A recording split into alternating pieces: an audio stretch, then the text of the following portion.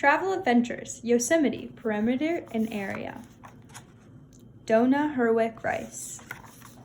Here's our table of contents. A place like no other, Valley history, saving Yosemite, a glitter of green and golden wonder, Yosemite's wildlife, worth the effort, problem solving, and then we have our glossary, index, and answer key.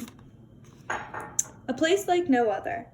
There's green as far as the eye can see, but only in spring and summer, of course. In winter, shades of white, blue, and purple streak the mountains and valleys. Year-round, there is a lake so clear that you can see reflections of mountains and sky. Standing at the water's edge, it's like looking into an upside-down world. There are tree-lined trails that give hikers shady comfort on even the hottest summer days. Towering cliffs, plunging waterfalls, and ancient domes seem like the stuff of movies rather than the real world. Bears, elk, and deer roam wild. Bats dot the evening sky with flapping wings and piercing cries.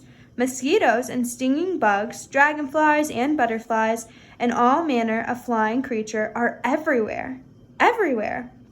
This is the majestic world of Yosemite. It has a natural beauty that is not found in many places. Millions of tourists agree it is one of the most breathtaking places in the world. Valley history. Long before people came to Yosemite Valley, the Rocky Mountain cliffs and snaking waterways were already much like we know them today. Plant life flourished, animals settled in this thriving place. It was a rich environment. People first came to the area about 8,000 years ago. They hunted for food with spears and gathered seeds and other plants to eat. Archaeologists have found some traces of their lives. Fossils and tools they used have taught as much as we know about them. Stories have also been passed down through the ages, but no one knows exactly when the stories began.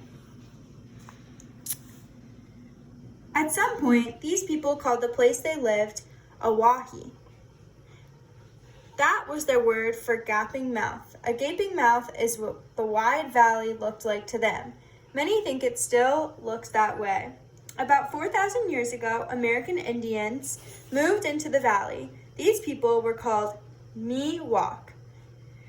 The name simply means people. That is what they called themselves. By the late 1700s, the valley was filled with Miwok. They thrived in this environment. It offered everything they needed to live well. And then we see a Miwok man spearfishes in a creek. Gold Rush. Life in Yosemite changed greatly in 1849. That year marked the start of California's gold rush. Thousands of people from all over the country swooped into the area. They wanted to get rich quickly. In their frenzy for gold, miners often pushed the Miwok off their land and out of their homes. Some Miwok were killed. Some died of starvation because their resources were taken. Others fought back, trying to preserve their way of life. Now we have a Let's Explore math, so you'll get to explore this on slide 4 and 6. Remember that Yosemite Valley is about 7.5 miles long and about 1 mile wide. Now consider its area.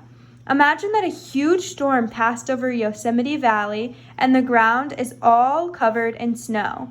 Use the area model to find the number of square miles of snow covering the valley.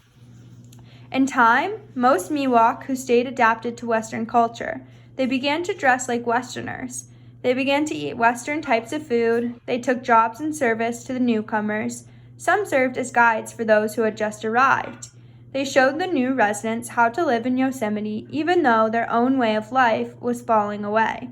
In time, the number of Miwok dwindled. Today, fewer than 1,000 Miwok live in the area. They have worked to maintain and restore traditions of their culture. We see a Miwok woman and her baby, and a Miwok tribe meets for morning council in Yosemite Valley in 1872. Now take the time to explore this math question.